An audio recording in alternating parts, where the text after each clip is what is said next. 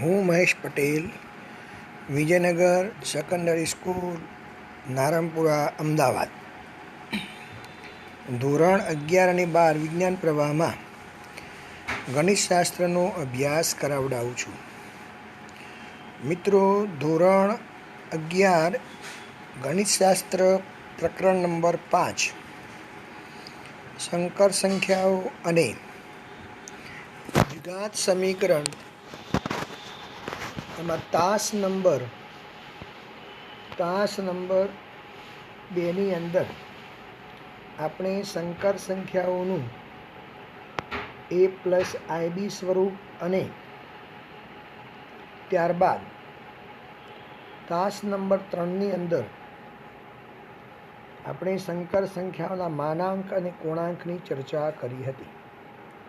મિત્રો, આજે આ તાસની અંદર આપેલી સંકર સંખ્યાને ધ્રુવીય સમીકરણમાં કેવી રીતે ફેરવાય, ધ્રુવીય સ્વરૂપમાં ફેરવવા માટે આપણે શું કરવું પડે એની ચર્ચા કરીશું. મિત્રો, સૌથી પહેલાં તો મિત્રો, સંકર સંખ્યા ઝેડનું ધ્રુવીય સમીકરણ આપણે મેળવવું હોય તો સૌ પ્રથમ ઝેડને a+ib સ્વરૂપમાં ફેરવવું પડે. પછીના મુદ્દાઓ શું કરવાના છે એની ચર્ચા કરીએ આપણે. તો આપેલી સંકર સંખ્યાને a+ib સ્વરૂપમાં ફેરવ્યા બાદ x+iy નું ધ્રુવીય સમીકરણ મેળવવા માટે સૌથી પહેલાં સંકર સંખ્યાનો માનાંક શોધવો પડે. સંકર સંખ્યાનો માનાંક, જેને આપણે આર કહેલું અથવા તો મોડ ઝેડ શોધવાનો, જેનું સૂત્ર હતું √x² + y². ત્યારબાદ તાસ નંબર 3 પ્રમાણે સંકર સંખ્યાનો કોણાંક આપણે થીટા શોધવું, એટલે કે આર્ગ્યુમેન્ટ ઓફ ઝેડ શોધવાનો છે. આ ઝેડ શોધો. ત્યારબાદ સંકર સંખ્યાનું ધ્રુવીય સમીકરણનું સ્વરૂપ છે. જુઓ મિત્રો, યાદ રાખજો. ઝેડ બરાબર r cos θ + I sin θ. પહેલાં આરની કિંમત એટલે માનાંકની કિંમત મૂકવાની, cos θ આપણને કોણાંક જે થીટા મળે છે એ થીટા મૂકવાનું, sin θ એટલે થીટા કોણાંક જે મળે છે એ મૂકવાનું. તો મિત્રો, હવે દાખલાઓ ગણીશું. જુઓ, દાખલા નંબર 1.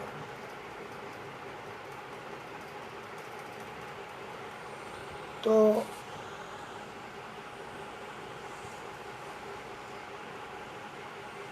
દાખલા નંબર 3 ગયો છે. મિત્રો, હવે આપણે નીચેની સંકર સંખ્યાને ધ્રુવીય સમીકરણમાં ફેરવો. સંકર સંખ્યા આપણને આપી છે a-ib.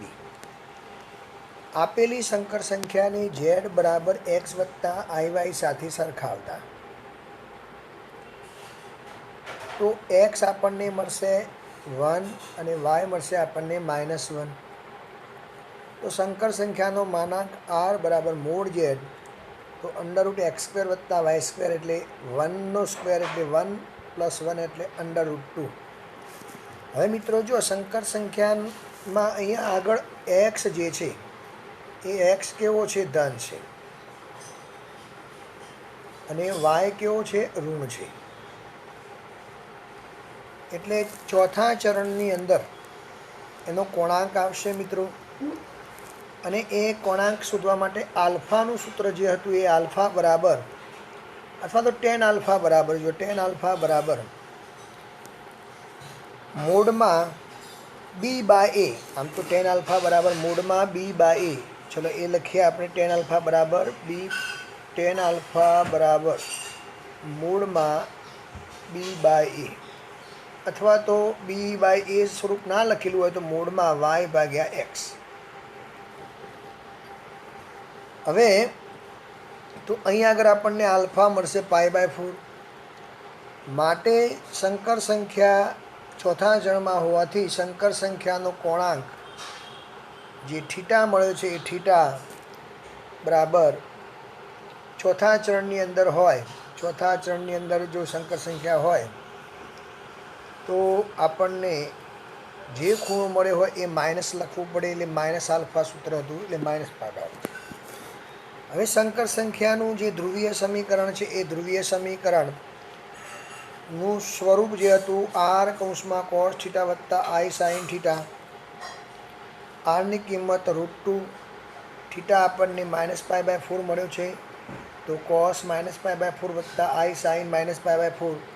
કોસ યુગ્મ છે એટલે કોસ π/4 લખાશે, સાઇન અયુગ્મ છે એટલે માઇનસ થશે, એટલે માઇનસ આઈ સાઇન π/4. તો મિત્રો આ રીતે સંકર સંખ્યાનું ધ્રુવીય સમીકરણ મેળવી શકાય. હવે દાખલા નંબર આપણે બીજો જોઈશું. સંકર સંખ્યાને ધ્રુવીય સમીકરણમાં ફેરવો. તો મિત્રો અહીં આગળ જુઓ, સૌથી પહેલાં એની રકમ સમજીએ. ધ્રુવીય સમીકરણમાં ફેરવો. સંકર સંખ્યા આપણને આપી છે -1 + i. તો આપેલી સંકર સંખ્યાને x વત્તા iy સાથે સરખાવતા, એટલે z બરાબર x વત્તા iy. ધેરફોર આપણને x બરાબર -1, y બરાબર 1 મળશે. ત્યારબાદ આપણને સંકર સંખ્યાનો માનાંક શોધવાની વાત કરી હતી. સંકર સંખ્યાનો માનાંક r એટલે મોડ z બરાબર √x² વત્તા y², એટલે √1 + 1 એટલે √2. તો મિત્રો જો અહીંયા આગળ આપણે સંકર સંખ્યાનો માનાંક શોધી કાઢ્યો છે, જે √2 મળ્યો છે. હમણાં દાખલામાં ઉપર ચર્ચા કર્યા પ્રમાણે કોણાંક શોધવા માટે ચલો અહીંયા x કેવો છે, તો x ઋણ છે અને y કેવો છે, પોઝિટિવ છે. માટે એનો કોણાંક જે થશે એ કોણાંક બીજા ચરણમાં થશે. બીજા ચરણની અંદર તમારે સૂત્ર હતું કોણાંક થીટા બરાબર પાઈ માઇનસ આલ્ફા, જ્યાં tan આલ્ફાનું સૂત્ર આપણે આપ્યું હતું મૂળમાં જો x વત્તા iy સ્વરૂપમાં લખેલું હોય તો y/x. તો મૂળમાં y/x મૂકીએ તો અહીંયા 1/-1 નું મૂળ એટલે 1, એટલે આલ્ફા બરાબર π/4. માટે કોણાંક થીટા બરાબર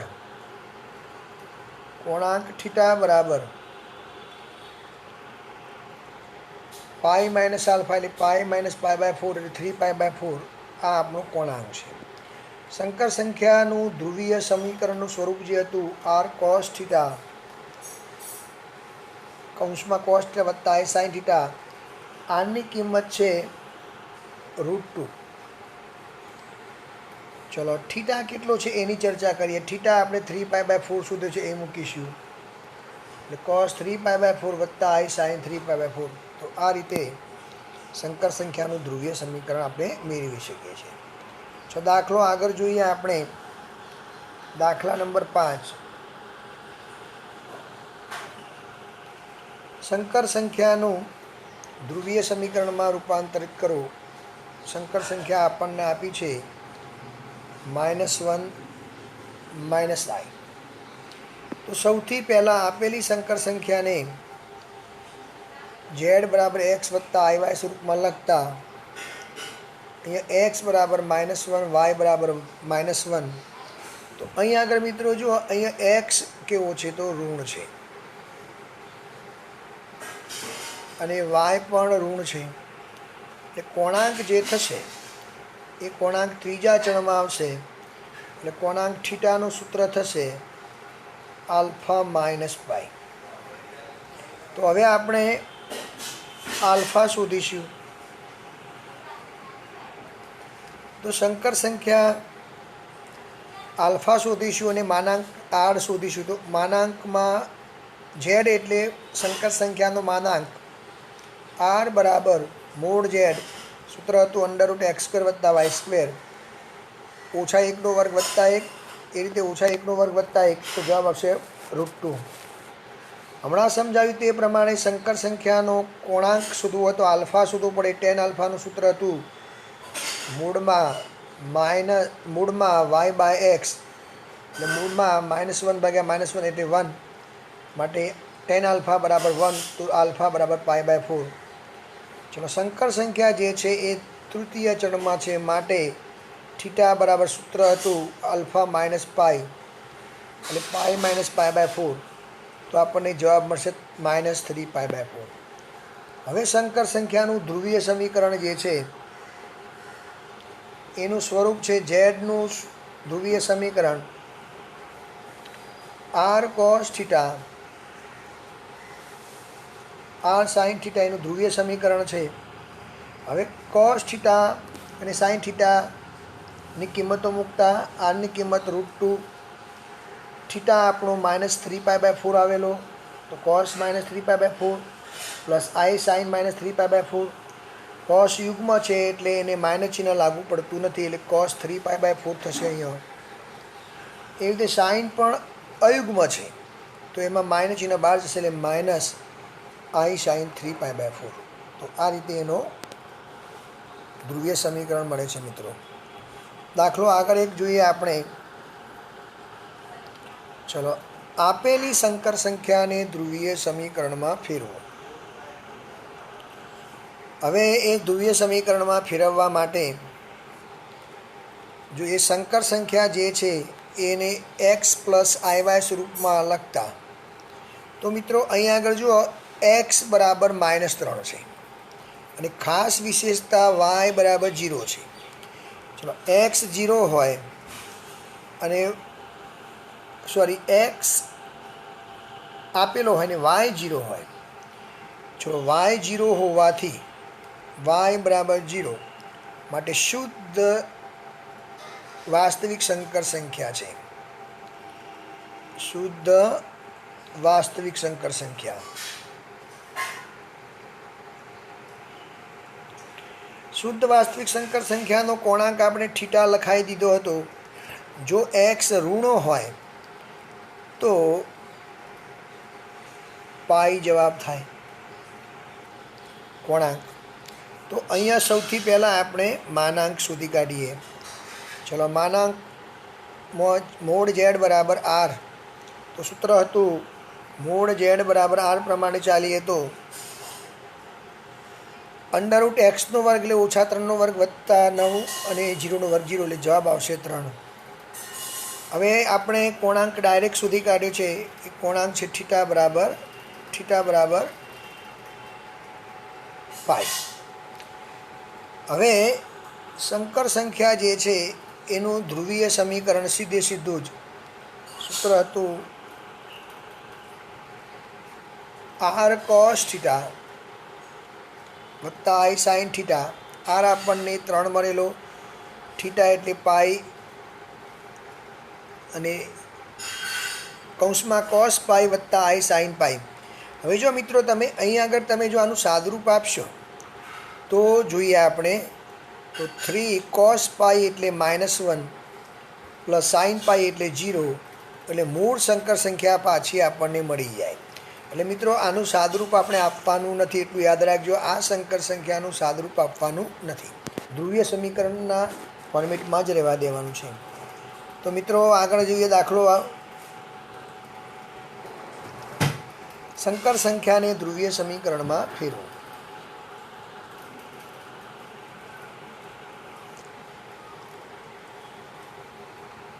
આપેલી સંકર સંખ્યા જે છે √3 + i. આપેલી સંકર સંખ્યાને z બરાબર x વત્તા iy સ્વરૂપમાં લખતા તો આપણને અહીં આગળ x બરાબર √3 મળશે અને y બરાબર 1 મળશે. અહીં આગળ x એ ધન છે અને y પણ ધન છે. એટલે કોણાંક જ્યારે ચર્ચા કરીશું ત્યારે એ કોણાંક પહેલા ચરણમાં એટલે કોણાંક પહેલા ચરણમાં એટલે થીટા બરાબર આલ્ફા અને tan આલ્ફા બરાબર મૂળમાં y/x. હવે મિત્રો અહીંયા આગળ સૌથી પહેલાં માનાંક શોધી કાઢીએ તો મોડ z એટલે કે r બરાબર √x² વત્તા y², x નો વર્ગ એટલે √3નો વર્ગ 3 વત્તા 1 વર્ગમૂળમાં એટલે 2. હમણાં સૂત્ર સમજાવ્યું એ પ્રમાણે tan આલ્ફાનું સૂત્ર જે છે જુઓ, tan આલ્ફા એટલે tan આલ્ફા આપણને મળશે 1/√3, એટલે આલ્ફા આપણને મળે π/6, y ભાગ્યા x એટલે 1/√3 મૂળમાં છે એટલે આલ્ફા બરાબર π/6. માટે થીટા બરાબર આલ્ફા પોતે જ હતો પહેલા ચણના કારણે. માટે આપેલી સંકર સંખ્યાનું ધ્રુવીય સમીકરણ નીચે પ્રમાણે થશે: r cos થીટા વત્તા i sin થીટા. r આપણને મળી ગયો છે 2, થીટા π/6 હતો એટલે cos π/6 વત્તા i sin π/6. આ એનું ધ્રુવીય સમીકરણ છે. તો મિત્રો આગળ એક દાખલો જોઈએ આપણે. દાખલા નંબર 8. આપેલી સંકર સંખ્યાને ધ્રુવીય સમીકરણમાં ફેરવો.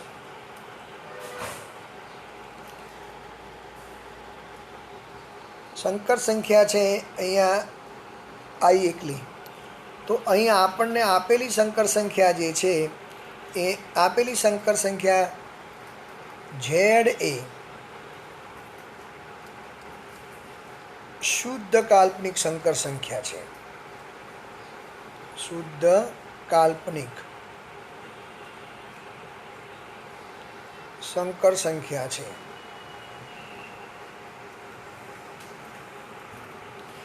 હવે આપણે આપેલી સંકર સંખ્યાને સૌ પહેલાં x વત્તા iy સ્વરૂપમાં લખતા x વત્તા iy સ્વરૂપમાં લખીશું એટલે x બરાબર 0 અને y બરાબર 1. આઈનો સગુણક એટલે y.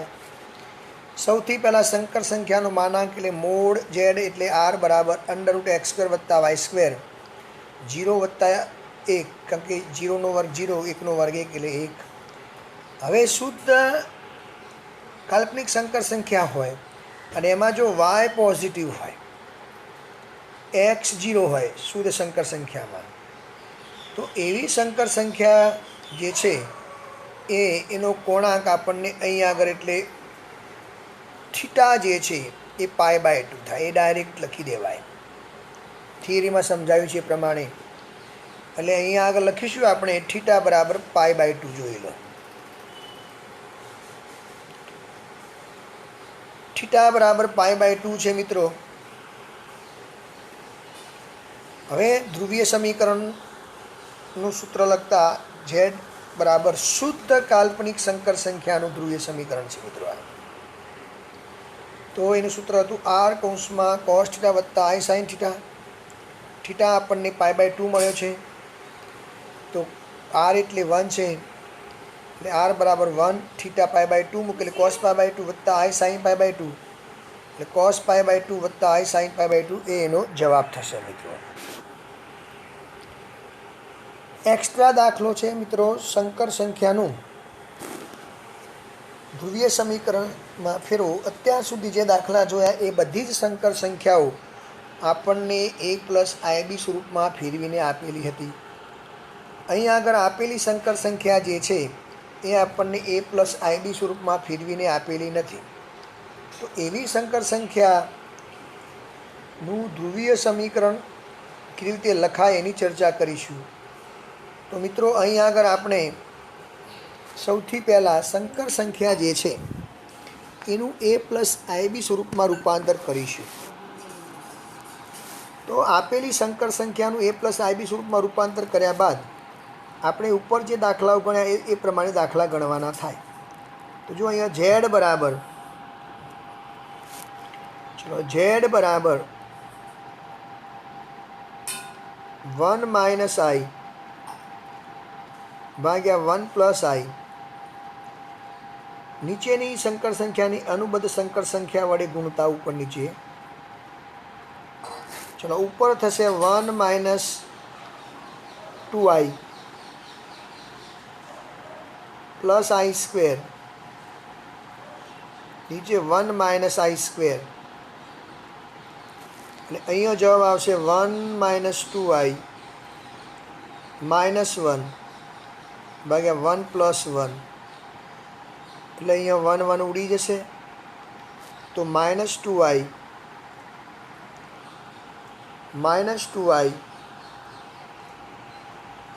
ભાગ્યા 2 એટલે -i. હવે આ -i જે સંકર સંખ્યા z છે, સંકર સંખ્યા z જે છે એ a + ib સ્વરૂપમાં આપણને મળી ગઈ છે મિત્રો. ચલો સંકર સંખ્યાને x + iy સ્વરૂપમાં લખતા તો z બરાબર x + iy માટે x + iy બરાબર અહીંયા x એટલે 0 પ્લસ -1 × i એટલે x બરાબર 0, y બરાબર -1, y ઋણ છે, x 0 છે. સંકર સંખ્યાનો કોણાંક જે થશે એ આપણને નીચે મળશે. એટલે થીટા આપણને મળશે. પછી લખીએ આપણે અહીં આગળ મોડ z એટલે r શોધીશું. r બરાબર મોડ z તો √ x² + y² એટલે √ 0 + 1 એટલે 1. હવે મિત્રો કોણાંકની વાત કરીશું આપણે. કોણાંક જે હતો એ x 0 હતો અને y -1 હતો. માટે કોણાંક થીટા બરાબર -π/2. માટે ઝેડનું ધ્રુવીય સમીકરણ, ઝેડનું ધ્રુવીય સ્વરૂપ